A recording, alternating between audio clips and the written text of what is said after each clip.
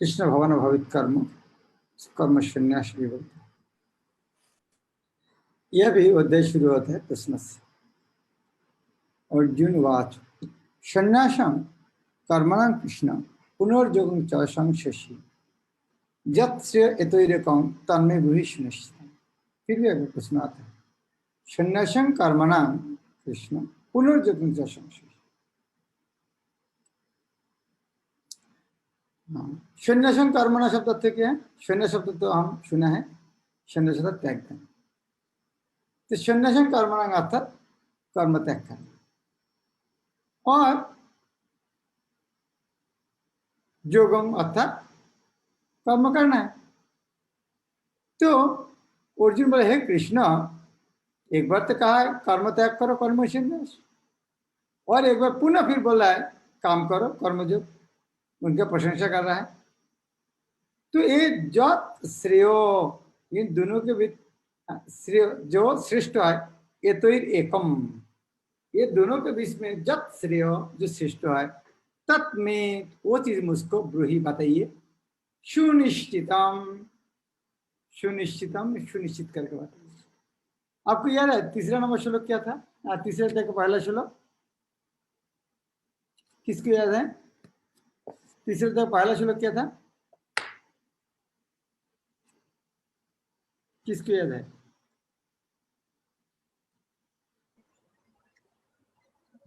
महाराज translation उसका इस प्रकार से वो बोलते हैं, अर्जुन पूछते हैं कि आप बोल रहे हैं कि दूरे है वरम कर्म, मतलब इस तरह के जो मतलब इस तरह के जो काम है उससे दूर रहो, और फिर आप बोल रहे हैं युद्ध करने के लिए, मतलब एक तरफ आप रिनाउंस करने के लिए बोल रहे हो और दूसरी तरफ बोल रहे हैं युद्ध करने के लिए। तो इसको नहीं समझ रहा क्योंकि दोनों सेम कैसे हैं, कर्म संन्यास और निष्काम कर्म योग। वह श्लोक है जयोशिचित कर्मणास्ते मता बुद्धि जन तत्किं कर्मणि घरे मांग। ये दो प्रकार, तो दोनों के बीच में मुझको क्या करना? व्यामिश्रण वाक्य न बुद्धि मोहे शिव में। तो वही जो बुद्धि मतलब उसको दोनों के बीच में क्या करना चाहिए? तत् एकं बद निश्चित, तत् एकं बद, वो दोनों के बीच में एकं बद निश्चित, तो दोनों के बीच में एक निश्चित करके बोलिए। तो ये प्रश्न पूछा, तीसरा अध्याय चौथा अध्याय दिया, तब अर्जुन का समाधान हुआ। इसीलिए बार केवल सुनिश्चितम, तीसरे अध्याय में श्लोक नंबर क्या था? मन को निश्चित करके बताइए।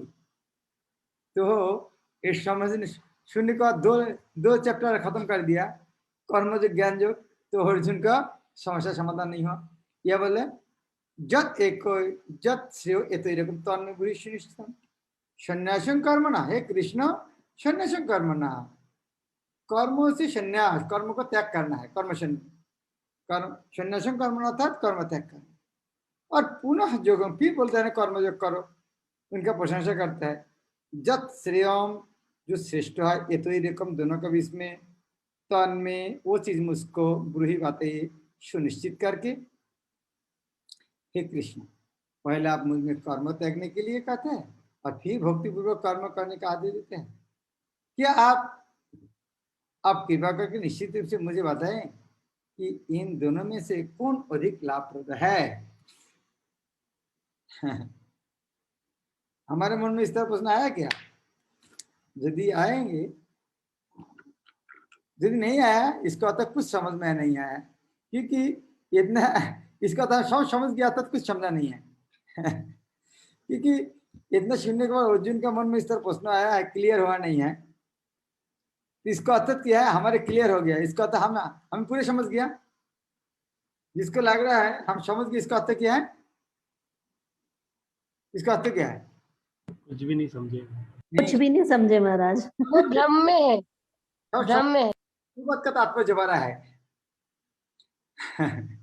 पूर्वत का तात्पर्य इसीलिए समझ में आया है, इसीलिए प्रश्न आया नहीं। लेकिन पूर्वत का तात्पर्य नहीं पढ़ते थे तो जरूर अर्जुन के मन में जो प्रश्न है, ये प्रश्न आता था। हमारे मन में क्यों प्रश्न नहीं? क्योंकि पूर्वत ने समाधान कर दिया है उसके बीच में हर जगह।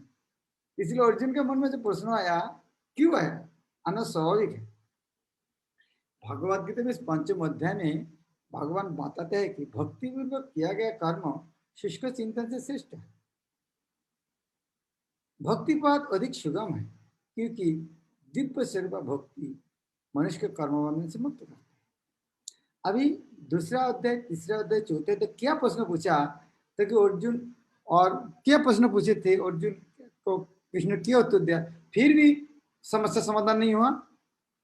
दूसरा अध्याय में कृष्ण ने कहा, दूसरा अध्याय में आत्मा तथा उनके शरीर बंधन के सामान्य ज्ञान बतलाया गया है। उसी में बुद्धि जगत भक्ति के द्वारा इस भक्ति भौतिक बंधन से निकलने का वर्णन हुआ है। बुद्धि जो उद्धार है, काम करना नहीं है, बुद्धि से उद्धार हो जाएगा, वहां से बोले बुद्धि से हो जाएगा, भक्ति करने से हो जाएगा।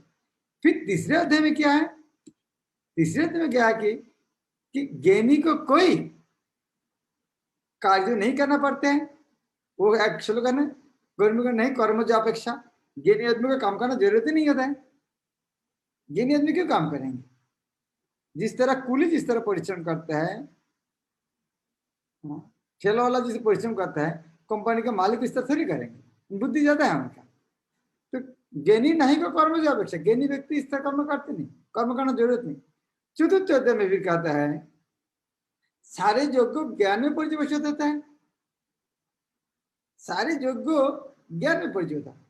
किंतु चतुर्थ अध्याय का अंत में हर जगह में, दूसरा तीसरा चौथे अध्याय में इसमें सारे ही आता है, काम करना जरूरत नहीं, ज्ञानी सब कुछ है। लेकिन चतुर्थ अध्याय के अंत में भगवान अर्जुन को सलाह देते हैं, पुण्यगान से युक्त होकर उठो और युद्ध करो, और एक शब्द ना, इतना कुछ करने के बाद फिर युद्ध करो। अभी दूसरा अध्याय, तीसरा अध्याय, चौथे अध्याय बुद्धि जो है काम करना जरूरत नहीं, फिर बोलो युद्ध करो। और तो इस प्रकार एक ही साथ भक्तिमय कर्म तथा ज्ञान युक्त अकर्म की महत्ता पर बल देते हुए कृष्ण ने अर्जुन की संकल्प को भ्रमित कर दिया है। अर्जुन यह समझता है कि ज्ञानमय संन्यास का अर्थ है इंद्रियों कार्यों के रूप में समस्त प्रकार के कार्यकलाप परित्याग। किंतु यदि भक्ति योग में कोई कर्म करता है तो फिर कर्मों का किस तरह त्याग हुआ? अर्जुन ने पूछना, अरे भक्ति योग करो और युद्ध करो, अरे भक्ति योग में यदि काम ही करना है तो काम, आप पहले से बता दिया अध्याय में, काम कर्म त्याग करो। अर्जुन के मन में संशय आ गया, यदि भक्ति योग में कर्म करना है तो फिर कर्म त्याग बाद आता है कैसे? दूसरे शब्द में वह यह सोचता है कि ज्ञानमय संन्यास को सभी प्रकार कार्य से मुक्त होना चाहिए क्योंकि उसे कर्म तथा ज्ञान असंगत से लगता है। ऐसे लगता है कि वह यह नहीं समझ पाया कि ज्ञान के साथ किया गया कर्म बंधनकारी न होने के कारण अकर्म ही तुल्य होता है। लग रहा है अर्जुन ने बात समझा नहीं, इसलिए प्रश्न पूछा। क्या अर्जुन पूछा नहीं? ऐसे लगता है क्या हुआ, नहीं समझ पाया कि ज्ञान के साथ किया गया जो कर्म बंधनकारी नहीं होता है, इसीलिए अकर्म होता है, इसलिए भक्ति से कहता है। तो ये अर्जुन समझा नहीं लग रहा है, इसीलिए पूछा। लेकिन हमने समझ के पूर्वक का तात्पर्य से, इसलिए हमारे मन में प्रश्न है नहीं।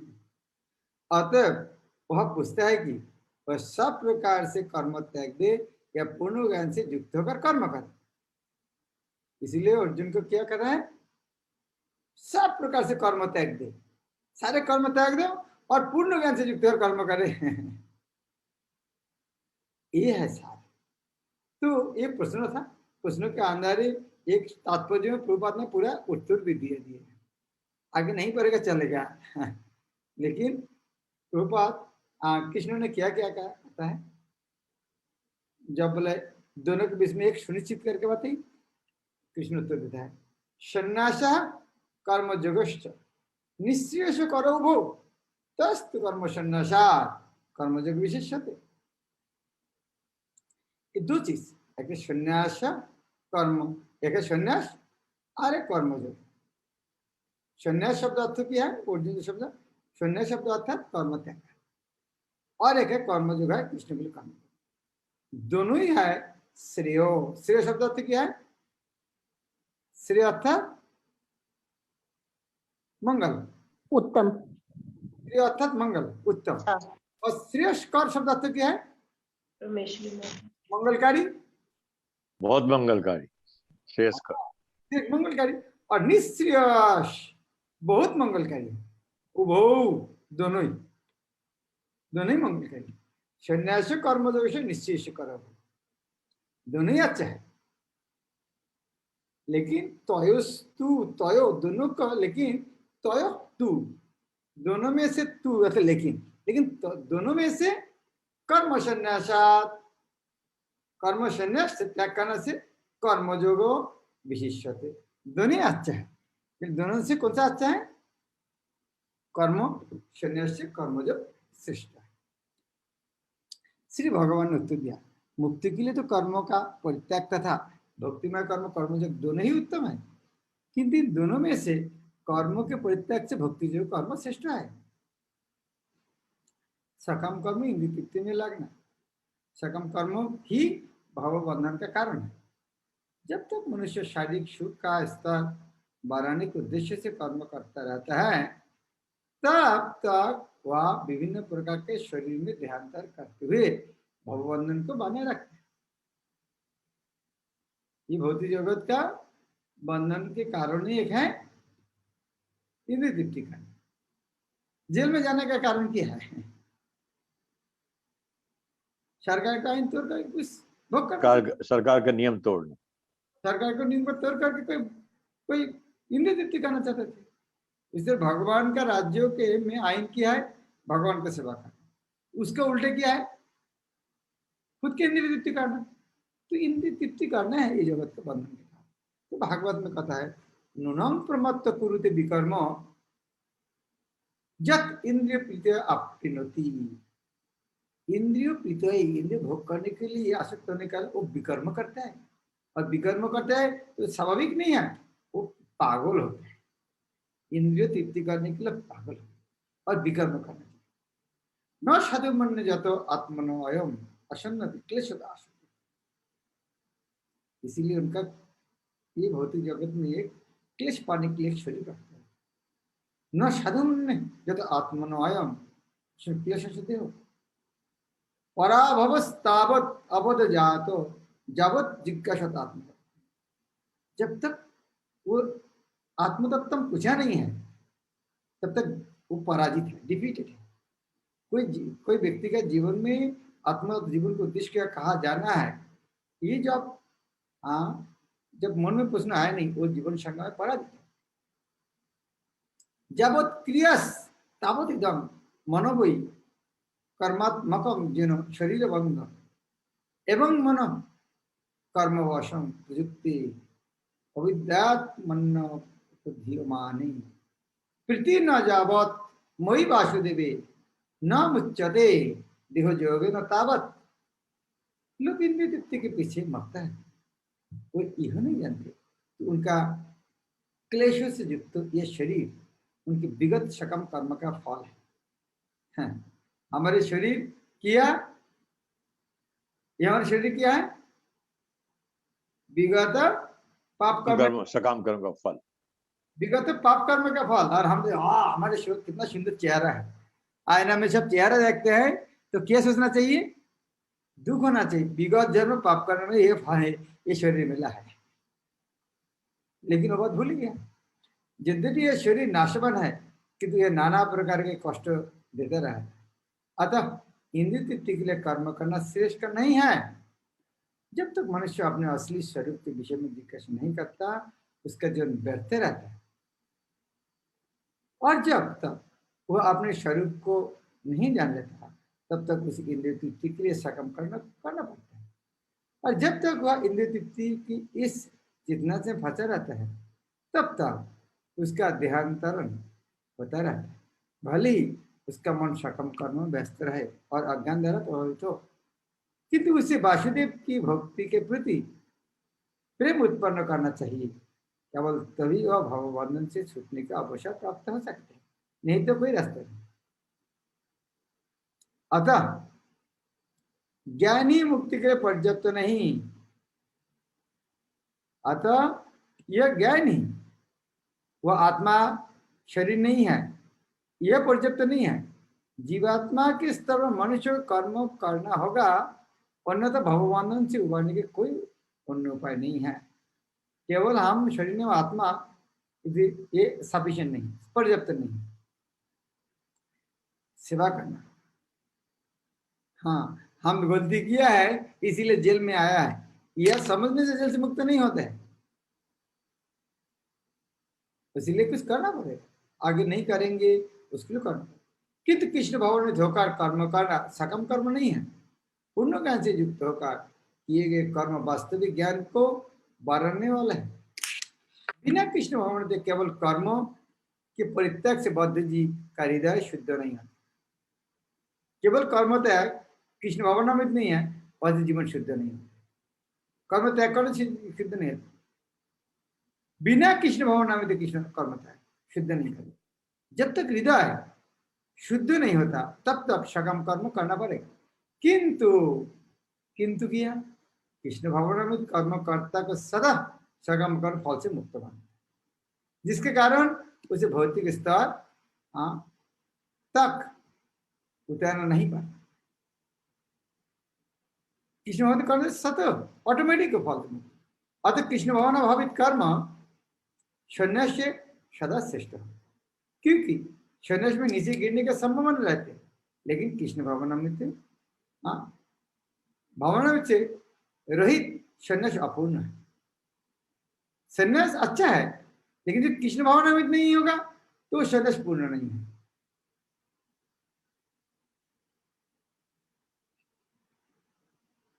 प्रापंचिकता बुद्धा हरिसंबंधेन वस्तुन मुमुक्ष परित्याग वैराग्यम फल को करते। प्रापंचिकता बुद्धा जरा जागतिक बुद्धा जी जो सोचते हैं ये सब भौतिक है। हरिसंबंधेन वस्तु भगवान में सेवा में जो चीज लागे वो चीज को यदि बोलते हैं ये है भौतिक जड़ जागतिक, यह करके जो परित्याग करते हैं, जो मुक्तिकामी व्यक्ति है वो वैराग्य फल को कहते हैं। जब मुक्तिकामी व्यक्ति श्री भगवान से संबंधित वस्तुओं को भौतिक समझकर उनका परित्याग कर देते हैं तो उनका संन्यास अपूर्ण कहलाता है। संन्यास तभी पूर्ण माना जाता है जब ज्ञान हो कि संसार की प्रत्येक वस्तु भगवान की है और कोई किसी भी वस्तु का स्वामित्व ग्रहण नहीं करता, बस उसके में संन्यास है। सब कृष्ण का हमारा नहीं है, वही संन्यास है। वस्तु तो मनुष्य को यह समझने का प्रयत्न करना चाहिए कि उसका अपना कुछ भी नहीं है। लेकिन जो सन्यासी है, हाँ मैं कितना कुछ त्याग किया, अरे मैं त्याग किया तो वही त्याग करगा अहंकार है, तो सन्यास कैसे हो। लेकिन भक्त क्या सोचते हैं, नहीं हमारे कुछ भी नहीं है, सब कृष्ण का है, वही सन्यास है। तो फिर सन्यास का प्रश्न ये कहाँ उठता है। जो व्यक्ति यह समझता है कि सारी संपत्ति कृष्ण का है वो नित्य सन्यासी है। प्रत्येक वस्तु कृष्ण की है और तो उसका उपयोग कृष्ण के लिए किया जाना चाहिए। कृष्ण भावना भावित होकर इस प्रकार का पूर्ण कार्य करना महावीर सन्यासी कृत्रिम वैराग्य से कहीं उत्तम है।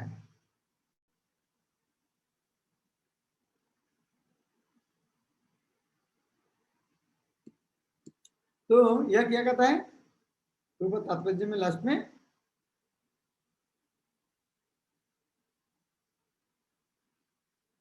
इस तरह जो कृष्ण भक्त है वो हमेशा जब सोचते हैं ये सब कृष्ण का है, वो नित्य सन्यासी है, क्योंकि कुछ उनका नहीं है तो वो उसका नित्य सन्यासी कहता है।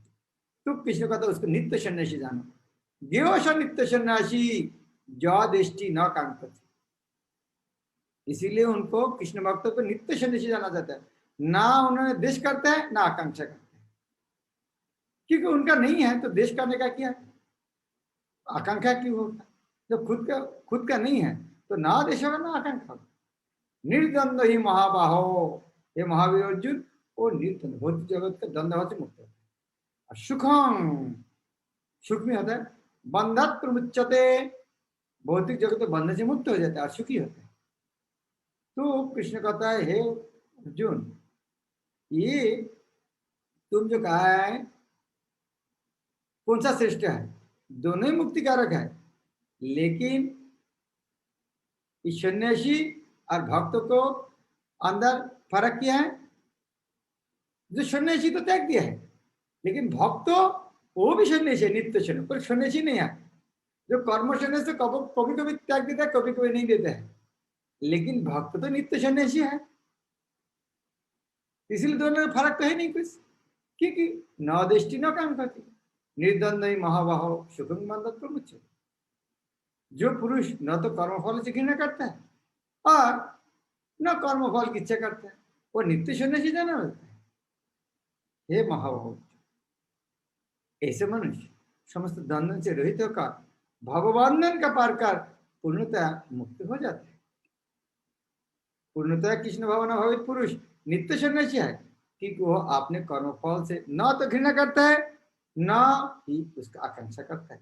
ऐसे सन्यासी भगवान के दिव्य प्रेम भक्ति के परायण होकर पूर्णज्ञानी होता है, और क्योंकि वह कृष्ण के साथ अपनी स्वाभाविक स्थिति को जानता है, वह भली भांति जानता रहता है कि कृष्ण पूर्ण है और यह स्वयं अंश मात्र है। ऐसे ज्ञान पूर्ण होता है क्योंकि वह गुणात्मक तथा सकारात्मक रूप से सही है। कृष्ण तदात्मा की भावना भ्रांत है, क्योंकि अंश अंशी के तुल्य नहीं हो सकता। कृष्ण तदात्मा भावना शब्द अर्थ क्या है? कृष्ण के साथ विलीन होना, कृष्ण के एक होना, ये भावना भ्रांत है, क्योंकि अंशी कभी अंश नहीं, अंश कभी अंशी नहीं हो सकते। यह ज्ञान की एकता गुणों की है। हम इंग्लिश में सुनो ना, ये एकता क्या है? Qualitatively same, quantitatively same. गुणगत रूप से एक है, परिमाणगत रूप से अलग है। जिस तरह पूर्व शब्द उदाहरण देता है, एक गिलास जल और समुद्र का जल, गुणगत रूप एक है, परिमाणगत रूप अलग होने के कारण एक तो जल, एक गिलास जल बोलते हैं, एक को समुद्र बोलते हैं। उसी तरह जीवात्मा सच्चिदानंद है, भगवान भी सच्चिदानंद। फिर फर्क क्या है? गुणात्मक रूप सच्चिदानंद है, लेकिन परिमाणगत अलग। यह ज्ञान की एकता गुण की है, न कि गुणों की मात्रा की। सही दिव्य ज्ञान है। यह ज्ञान की एकता गुणों की है, न कि गुणों की मात्रा की। सही दिव्य ज्ञान है, जिससे मनुष्य अपने आप में पूर्ण बनता है, जिससे न तो किसी वस्तु का आकांक्षा रहती है न किसी का शौक। उसके मन में किसी प्रकार का छल कपट नहीं रहता, क्योंकि वह जो कुछ भी करता है कृष्ण के लिए करता है। इस प्रकार छल कपट से रहित होकर वह इस भौतिक जगत से भी मुक्त हो जाता है। ये सुन के क्या लग रहा है? पूरी बात का तात्पर्य लग रहा है गीता तो पूरा कल भक्ति के लिए बताया है, हमको आंखों में तो लगा ही नहीं। हर श्लोक में क्या देख रहा है? हर श्लोक में शुद्ध भक्ति के बाद। इसलिए आचार्य को तात्पर्य कितना जरूरी होता है। पूरी बात का तात्पर्य हम तो इसकल में आने के पहले गीता पढ़ा, इस तरह देखा है। हर श्लोक में इस तरह शुद्ध भक्ति का वर्णन है कि कर्मयोग, ज्ञान योग, जो योग में जो ही का है, हर जगह में शुद्ध भक्ति वर्णन। तो अर्जुन का जो प्रश्न था, एक है कर्म संन्यास। कर्म संन्यास कैसे होता है? ज्ञान के माध्यम त्याग देते सब, और एक है कर्म का तो भक्ति। दोनों अंदर कौन सा करना चाहिए सुनिश्चित करके बात है। कृष्ण बोलते हैं दोनों ही निश्रेष्ठ कर, लेकिन थोड़ा से श्रेष्ठ बात। लेकिन आगे क्या कहता है? सांख्य जोगो पृथक बाला प्रबोधन्ति न पंडिता एकम अस्तित्व जोगम सम्यक उभय विन्दते फलम। सांख्य जोगो पृथक बाला, सांख्य और योग, सांख्य अर्थात वो जो त्याग विश्लेषणात्मक ज्ञान, और योग अर्थात भक्ति। पृथक जो बोलते हैं वो बाला है, बच्चा है, अल्प बुद्धि संपन्न व्यक्ति। जो ये दोनों को अलग करते हैं, ये कर्म संन्यास और कर्मयोग, भक्ति और ज्ञान त्याग अलग है। पृथक बोलते हैं वो बाला है, बाल बुद्धि। प्रबोधन्ति न पंडित, पंडित कभी इसको अलग नहीं बोलते हैं। एकम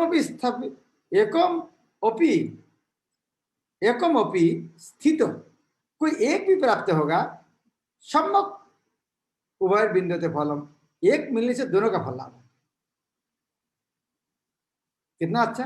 सांख्य योग पृथक बाला प्रबोधन न पंडिता एकम अपि अस्थित, एक जगह में स्थित होने से, अर्थात कोई एक प्राप्त कर।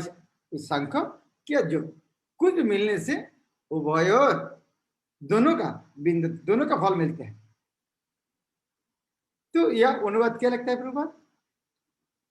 अज्ञानी की भक्ति कर्मयोग का भौतिक जगत के विश्लेषण अध्ययन से भिन्न करते हैं।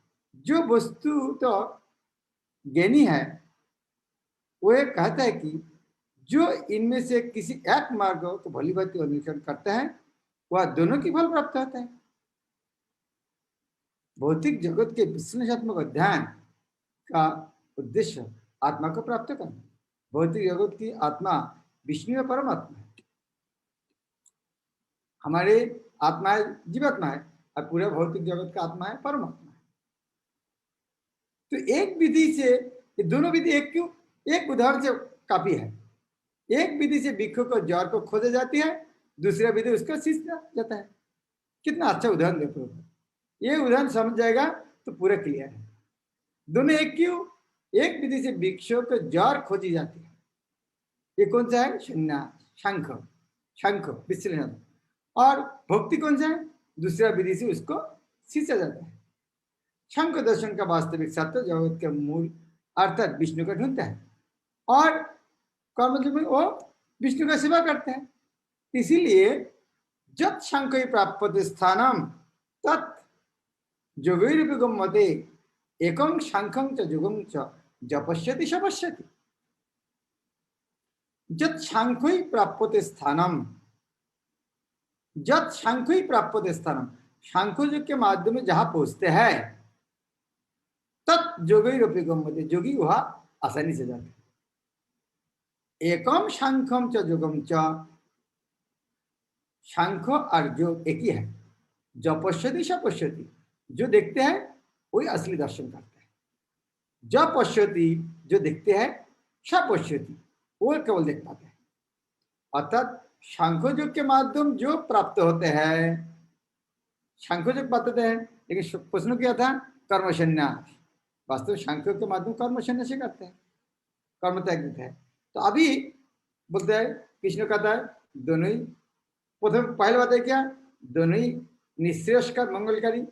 उसके बाद है दो अलग बोलता है, वो तो बाल बुद्धि है, बच्चा बोलते हैं। लेकिन अभी बोलते हैं जब शंख प्राप्त स्थानम, जो शंखों के जरा जो जगह पहुंचते हैं, तत् जोगी रूपगम्यते, जोगी भी वो जगह पहुंच जाते हैं।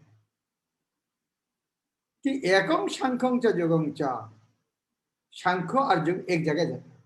जो पश्यति सो पश्यति, जो देखते हैं वो असली देखते हैं। जो यह जानता है कि विश्लेषणात्मक अध्ययन अर्थात शंख द्वारा प्राप्त स्थान भक्ति द्वारा भी प्राप्त किया जा सकता है, और इस तरह जो शंख योग तथा भक्ति योग एक समान देखता है, वही वस्तु का यथा रूप में देखता है। भी ये एक बात ध्यान देना, यह कहता है जो जानता है विश्लेषणात्मक अध्ययन द्वारा क्या प्राप्त स्थान भक्ति के द्वारा भी प्राप्त किया जा सकता है। क्लियर? क्लियर? ये बात उल्टा करके बोल सकते क्या? भक्ति के द्वारा प्राप्त किया, भक्ति के द्वारा प्राप्त स्थान विश्लेषणात्मक ज्ञान के द्वारा पाया जा सकते हैं। बोल सकते हैं ये बात को? नहीं बोल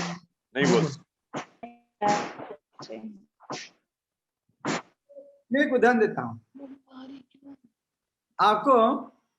कोई बाजार में 2 किलो चावल लेने के लिए भेज दिया है, 500 रुपया दे के दिया, तो 500 रुपये दिया, बोले चावल लेके आ जाओ। तो लेकिन गलती करके 500 रुपया लेके गया नहीं, 2000 रुपये का नोट लेके गया। अरे 500 रुपया छोड़ के चले गया। तो आदमी क्या बोलेगा? अरे भाई 500 रुपया से जो होता है 2000 रुपये हो जाएगा। लेकिन 2000 रुपया कोई लेने भेज लिया था, लेकिन वह छोड़कर 500 रुपया का नोट लेके गया। आप वो बोल सकते क्या? अरे 2000 रुपया जो काम होता है 500 रुपया हो जाता है। हो सकती क्या? नहीं हो सकती। तो यह कितना अच्छा कृष्ण कितने टेक्निकल सिस्टमेटिक धीरे धीरे आगे बढ़ रहा है। वो बोला दोनों ही एक ही है। कृष्ण महाराज, महाराज यहाँ योगी को भक्ति क्यों बोला गया? योगी तो भक्त है ना, कर्मयोगी, जोगी अर्थात क्या है, ये जोगी शब्द क्या, कर्मयोगी, भक्ति जोगी, ये जोगी अर्थात भक्त, उसके बारे में बोला। महाराज फिर एक ही क्यों बोला दोनों को? हाँ, एक ही बोलता है ये इसलिए, जिस तरह मानो 2 किलो चावल लेके आएगा, हाँ। तो 2000 रुपये से हो सकते हैं, एक ही है। नहीं वो यदि 2 किलो रुपये चावल लेके तो ठीक है, लेकिन फिर भी बड़ा कुछ प्राप्त करने के लिए दोनों एक नहीं है। करेक्ट। अगले श्लोक क्या कहता है, कैसे पता चलेगा? यदि भी दोनों एक बोल रहा है, ये श्लोक क्या है, विश्लेषण अध्याय में द्वारा प्राप्त स्थान भक्ति द्वारा प्राप्त कर सकते हैं, लेकिन अगले श्लोक में क्या आएगा, शून्यस्तु महाबाहो, इसका ये दुख माप्तु माजवत, वो जो शून्य केवल कहता दुख होता है, लेकिन भक्ति में जो योगी है उनका दुख नहीं होता है। तो यद्यपि कि एक साथ यदि बोलेंगे, नहीं धीरे धीरे बोल रहा है, दोनों सही है, लेकिन एक जगह प्राप्त है, लेकिन शून्य में जो होता है भक्तों प्राप्त होता है। पूर्ववत क्यों तात्पर्य देता है, दार्शनिक शोध सांख्य का वास्तविक उद्देश्य जीवन के चरम लक्ष्य की खोज है। क्योंकि जीवन का चरम लक्ष्य आत्म साक्षात्कार है, इन दोनों विधियों से प्राप्त होने वाले परिणाम में कोई अंतर नहीं है। सांख्य दार्शनिक शोध के द्वारा निष्कर्ष पर पहुंच जाता है, और जीव भौतिक जगत के नहीं अपितु पूर्ण परमात्माकांक्षा है। फलतः जीवात्मा का भौतिक जगत से कोई सरोकार नहीं होता, उसके सारे कार्य परमेश्वर से संबंध होने चाहिए। जब यह कृष्ण भावना में पास कार्य करता है, तभी वह अपनी स्वाभाविक स्थिति में होता है। जिस तरह माता जी पूछने का ये जोग क्यों कहता है, इसीलिए कृष्ण ने श्रील प्रभुपाद में तात्पर्य जोग नहीं बोल के कृष्ण भगवान ने बता दिया। जोग शब्द अर्थ का है संक्षिप्त होता है ना, जोग अर्थात कर्मयोग, कर्मयोग भक्ति, तो वह जोग जो बोलेंगे हम समझेंगे नहीं, इसीलिए प्रभुपाद में तात्पर्य में वो जोग शब्द व्यवहार नहीं करके उन्होंने कहा है भक्ति कृष्ण भगवान। सांख्य विधि में मनुष्य का पदार्थ से विरक्त होना पड़ता है, और भक्ति योग में उसे कृष्ण भक्त कर्म में आसक्त होना होता है। श्लोक में पार्थक्य बताया नहीं, लेकिन पूर्व तात्पर्य में पार्थक्य बता दिया। सांख्य योग में विरक्त होना पड़ता है, कृष्ण भक्त में आसक्त होना पड़ता है। इसीलिए क्यों पूर्व बता दिया, क्योंकि आगे श्लोक इस तरह के श्लोक आएगा। वस्तु तो दोनों ही विधियों एक है, जितने भी ऊपर से एक विधि में विरक्ति देखते हैं और दूसरे से आसक्ति, जो पदार्थ से विरक्ति और कृष्ण से आसक्ति को एक ही तरह देखता है, वही वस्तु के यथारूप से देखता है। यदि कोई देखेंगे हम पूर्व दिखे जा रहा है, पश्चिम दिख पीछे जा रहा है, आप इस तरह बोल सकते हैं यहाँ से दिल्ली जा रहा है, पूर्व दिक में जा रहा है, आप बोल सकते हैं हम पूर्व दिक में कितना इतना दूर आ गया है, और ये बोल सकते हैं हम पश्चिम दिक को इतना पीछे छोड़ के आया। दोनों एक ही बात है, लेकिन फिर भी मीठा कौन सा लगता है, त्याग करना कठिन है और ग्रहण करना इजी है। इसीलिए आगे श्लोक कहता है इस तरह संन्यास अयोगतः, संन्यास केवल यदि भक्ति छोड़ कर केवल संन्यास करेंगे वो दुख हो। तो कितना सिस्टमेटिकली एक के बाद गीता में कितना सरल कर दिया है, लेकिन पूरी बात के जब तात्पर्य पढ़ा नहीं, हमें कुछ समझ में नहीं आता, इस तरह इसके अंदर बात छुपा हुआ है। हरे कृष्ण मुरारी मुकुंद मुरारी।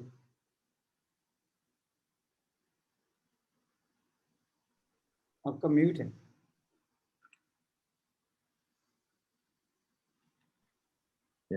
जो बीच में महाराज दंड जो बीच में मैं पूछ रहा था, वो उसी से आगे उस डिटेल में पूछना चाह रहा था महाराज कि सांख्य से तो सेल्फ रियलाइजेशन ब्रह्म प्राप्ति से ऊपर थोड़ी जा सकेंगे, लेकिन कृष्ण भावना मर्द से भगवान प्राप्ति हो जाएगा, ब्रह्म परमात्मा और भगवान।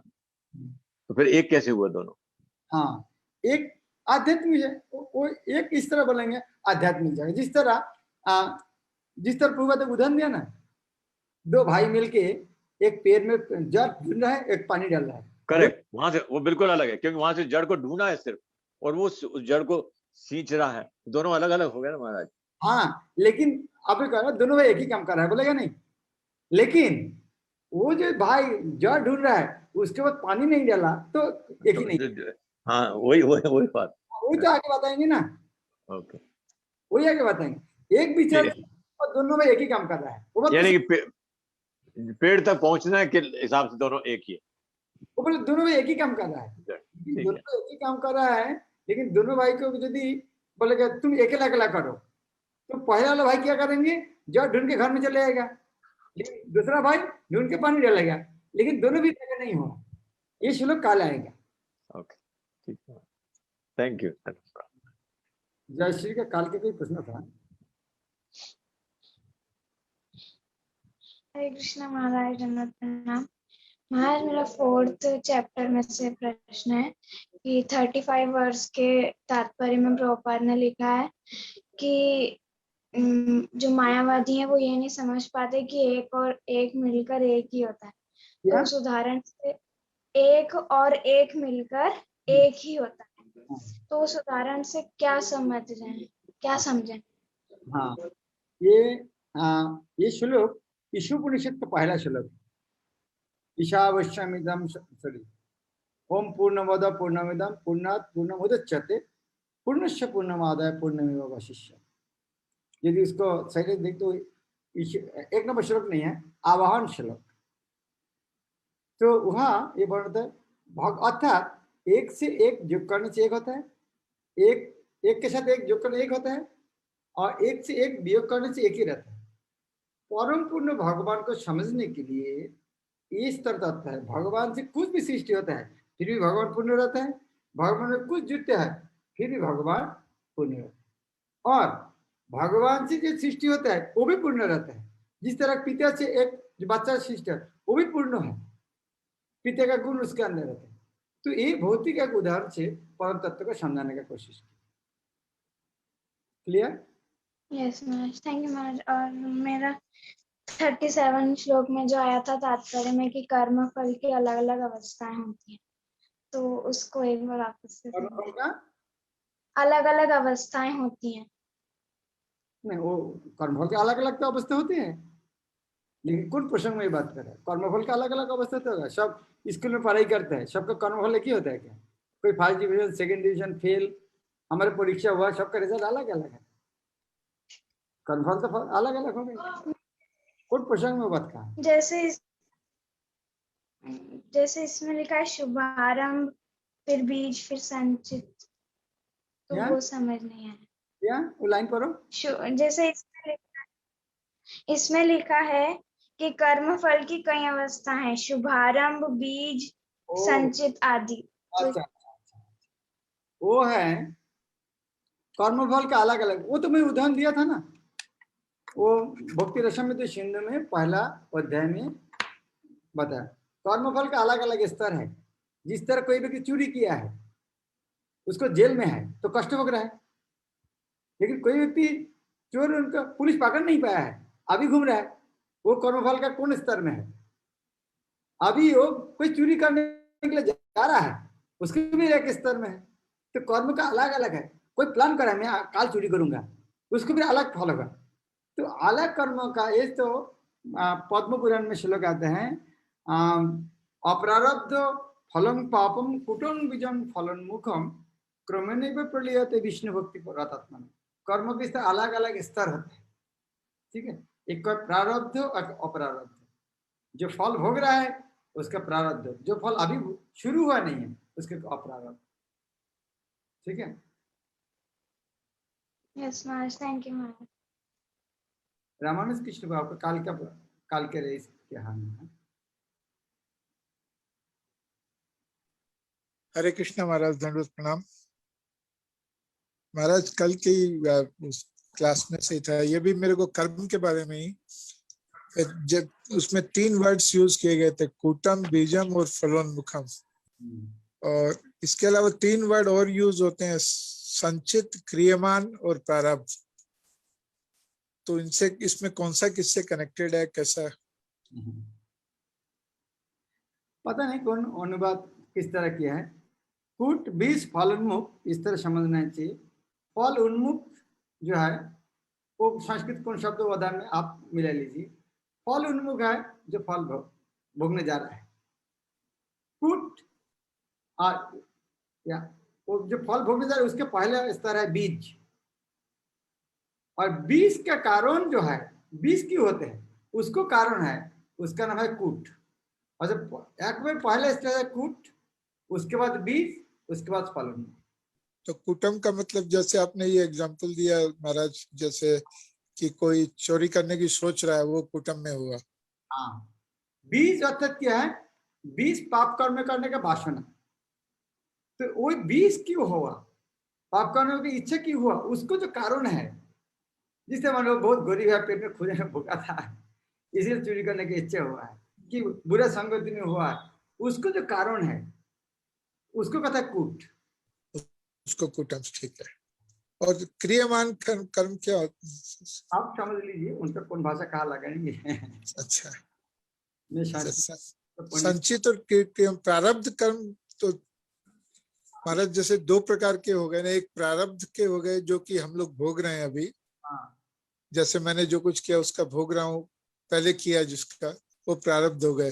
अब प्रारब्ध मतलब जो अभी नहीं हुए हैं, जिनका रिजल्ट अभी नहीं मिला है, तो फिर ये क्रियमान और संचित नहीं समझ में आता। वही 3 प्रकार होता है। अप्रारब्ध फल, कुटुम्ब बीजन को, वो जो अभी जो शुरू हुआ नहीं है, वो 3 प्रकार है, कूट बीज फलन, उसको 3 भाग करते हैं। अप्रारब्ध फलन, कुटुम्ब बीजन, फलन, वो 3 प्रकार है। ठीक है महाराज, थैंक यू महाराज, thank you so much. Abhilasha, Abhilash गुरु को। हरे कृष्ण महाराज, दंडवत प्रणाम महाराज। आज के जो लास्ट पर्पट है वर्स नंबर 5 का, उसका लास्ट बट 1 लाइन मैं इंग्लिश में पढ़ रहा हूँ। Detachment from matter and attachment to Krishna are one and the same. हाँ, तो तो समस्या महाराज लास्ट बट 1। हाँ, क्या समस्या क्या है? महाराज फॉर एग्जांपल एक इंसिडेंट है, वी हैड गॉन फॉर पूरी परिक्रमा एंड वहां पे टोटा गोपीनाथ में वी वर हैविंग महाप्रसाद। सो देयर वाज वन माता जी, she was not very well connected to us, she was just some relative. So उनका कुछ व्रत था, सो शी डिडंट एक्सेप्ट महाप्रसाद। वो बोली कि मेरा व्रत है, जो आई नॉट एक्सेप्ट। तो महाराज वो डिटैचमेंट फ्रॉम मैटर हो गया, and the rest of us we were having mahaprasad. ये तो अटैचमेंट टू कृष्णा हुआ। तो how are this two same? हाँ, यह जिस तरह अटैचमेंट दी जाती है, एक गिलास जल, उसका आप बोल सकते हैं आधा गिलास खाली, आधा गिलास पूरा। तो यस महाराज, उसी तरह है। तो अटैचमेंट डिटैचमेंट, जिस तरह उदाहरण देना, आप यहाँ से पूर्व दिख दिल्ली जा रहा है, 300 किलोमीटर गया, आप बोल सकते हैं हम 300 मीटर आ गया, इतना 300 क्रॉस किया, आप बोलते अरे 300 मीटर बचा है। दोनों एक ही बातें हैं। लेकिन जो एग्जाम्पल दिया जो एक जड़ ढूंढने का था, लेकिन फिर भी दोनों एक होते हुए भी थोड़ा फर्क है, जो अकाल श्लोक में बताएंगे। ओके महाराज, इस तरह थैंक यू। आप लोग प्रचार करने जाएंगे, यदि बोलेंगे ये छोड़ना ये छोड़ना, और वो थोड़ा प्रचार करना मुश्किल होता है। क्या करना है वो बोलने से मजा लगता है, अरे हाँ सब कुछ कर सकते। वास्तव में बात तो वही है। जिस तरह कृष्ण भावना की भाषा क्या है, भाषा है वो अच्छा आदमी है, उनमें से और अच्छा आदमी, उनमें से और अच्छा आदमी है। और भौतिक भाषा की है, वो तो बुरा है, उनमें से जो बदमाश है, उनमें से और ज्यादा बदमाश है। वो 3 व्यक्ति का मूल लेकर के बता सकते हैं। तो वैष्णव भाषा से बता सकते हैं। ओके, थैंक यू महाराज। राधा प्रिया शुक्ला। हरे कृष्णा महाराज, दंडवत प्रणाम महाराज। सांख्य योग एक बार बता दीजिए। सांख्य योग शब्द कहता है संख्या, गिनती करना, अर्थात सांख्य योग शब्द विश्लेषणात्मक ज्ञान, इंग्लिश में पूरा एनालिटिकल स्टडी, देखना, ढूंढना, ढूंढना कहाँ जा रहा है। जिस तरह वो पेड़ को देखे ना, पेड़ का जड़ कहाँ पर, ढूंढना। और सांख्य उसको, ये दर्शन को पता है ज्ञान मार्ग, ज्ञान। और ये ज्ञान के माध्यम क्या आते हैं, त्याग आते हैं। ये कर्म संन्यास, ज्ञान, अलग अलग श्लोक में अलग अलग बोला, एक ही वस्तु है। और दूसरे जगह मतलब कर्म योग, भक्ति, कृष्ण भावना, तो एक ही बात है। अलग अलग श्लोक में अलग अलग भाषा व्यवहार कर रहे हैं। तो महाराज ये जो सांख्य योग है, इसमें जैसे आपने बताया अलग अलग चीज का विश्लेषण करना, तो एक ऐसे कि आत्मा और पदार्थ अलग अलग है, ऐसे कोशिश करना जानने की। तो ये आत्मा तक पहुंचते हैं लेकिन परमात्मा नहीं जानते इसमें। हाँ, परमात्मा नहीं जानते, लेकिन वो भी सांख्यों के अंदर में आते हैं। लेकिन अच्छा। जब तक आप भगवान की सेवा शुरू किया नहीं, तब तक वो ज्ञान कंप्लीट नहीं है। लेकिन भक्ति करने से वो ज्ञान भी उसके इंक्लूडेड है। जैसे 500 रुपया है, 2000 रुपये के अंदर है, लेकिन इसीलिए भक्ति को सांख्य भी बोलते हैं, क्योंकि भक्ति को सांख्य योग बोल सकते हैं, क्योंकि उसके अंदर है सब कुछ ना। 2000 रुपये का 500 रुपये नहीं, भक्ति के अंदर सब कुछ तो है। और सांख्य योग को क्या ज्ञान योग कह सकते हैं? हाँ, सांख्य से ज्ञान योग कह सकते हैं, सांख्य से ज्ञान योग है। लेकिन भक्ति में सब कुछ लगा। जिस तरह वो जो जड़ ढूंढना है, पानी देने का जड़ तो ढूंढना पड़ेगा आपको, कहाँ पानी डालेंगे? तो जो व्यक्ति पानी डाल रहा है, जरूर उनको पता है जड़ कहाँ पर है, तो सांख्य तो पहले से है, नहीं तो पानी कैसे पानी डालेंगे? तो इसका मतलब कि पहले ज्ञान प्राप्त करना कि आत्मा क्या है, पदार्थ क्या है, और फिर हाँ। उसके बाद नेक्स्ट स्टेज आएगी तो उसमें पता चलेगा कि परमात्मा कौन है या फिर भगवान कौन है। और भक्ति करने से भी वो ज्ञान सत ही आपसे आप आ जाते हैं। गुरुदेव में बोले ये जड़ है, इसके पानी डाल दो बस, और जड़ देखना जरूरत नहीं है। और फल हो जाए, खा मजा करो।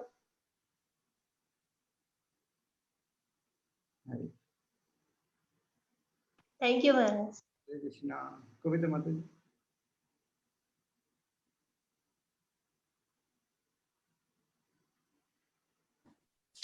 हरे कृष्ण महाराज, दंडवत प्रणाम। ये जो लास्ट चैप्टर गया, इसमें 33 श्लोका में जो दिया हुआ चेतना भेद के अनुसार ऐसे यज्ञ कर्म कभी कभी कर्म कांड कहलाते हैं और कभी कभी ज्ञान कांड, तो ये नहीं समझ में आया महाराज। हाँ, चेतना के जिस तरह आप बाहर के आदमी जो यज्ञ करते हैं, और क्यों करते हैं? कर्म कांड के अंदर आते हैं। क्योंकि वही यज्ञ जो भक्त करता है कि भगवान को भक्ति करने के लिए करते हैं, एक ही काम करते हैं। चेतना का फर्क है। अच्छा, उतना तो जाना जरूरत नहीं। अर्जुन युद्ध कर रहा है, दुर्योधन युद्ध कर रहा है, एक भक्ति और एक क्या हो रहा है? ये चेतना के अनुसार अलग नहीं हो रहा है क्या? एक ही युद्ध है। चेतना के बाद कितना रिजल्ट डिफरेंस है? तो यज्ञ भी क्यों नहीं होगा? चेतना के बाद कितना डिफरेंस हो गया?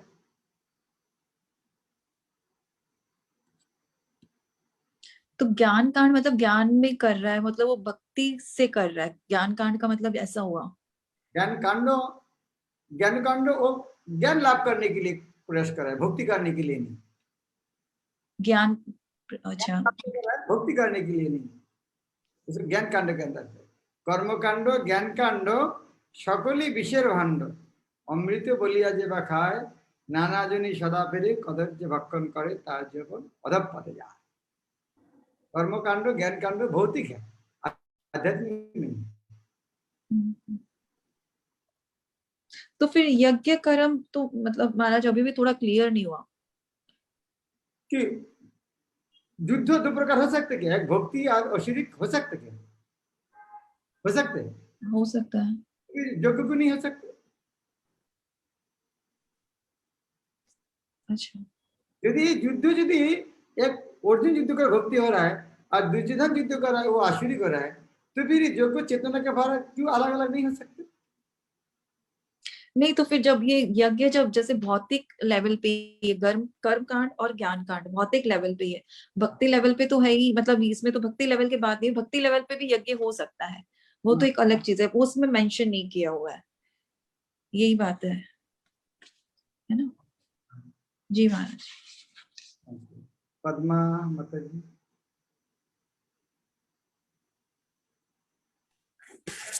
हरे कृष्णा प्रभु जी प्रणाम।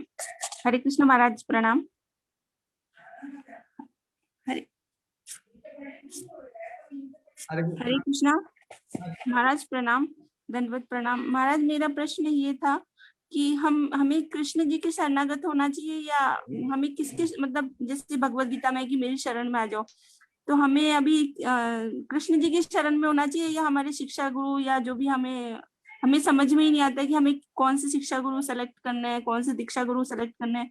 तो हमें किसके शरण में ही रहना चाहिए अभी, कि भगवान कृष्ण अपने आप डिसाइड करेंगे कौन हमारे शिक्षा गुरु होंगे, कौन दीक्षा गुरु होंगे? वास्तव में ये गुरु और कृष्ण के अंदर कोई भेद नहीं है। तत्व तो आप गुरु को खुश करने से कृष्ण खुश होता है, कृष्ण को खुश करने से गुरु खुश होता है। इसीलिए जब हम देखते हैं ध्रुव महाराज भगवान पाने के लिए जब गया तो भगवान किसको भेजते? नारद मुनि को भेजते। और नारद मुनि क्या किया? एक मंत्र दिया जो नारायण को मिला।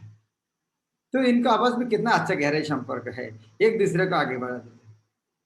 नारायण के पास गया नारद मुनि ने, नारद मुनि भेज दिया, और नारद मुनि ने भी मंत्र दिया नारायण को मिलता है। तो इस तरह गुरु के पास जाने से कृष्ण को मिलता है और कृष्ण के पास जाने से गुरु मिलता है। आपका प्रश्न क्या एक प्रश्न था क्या? का दूसरा किस प्रश्न था?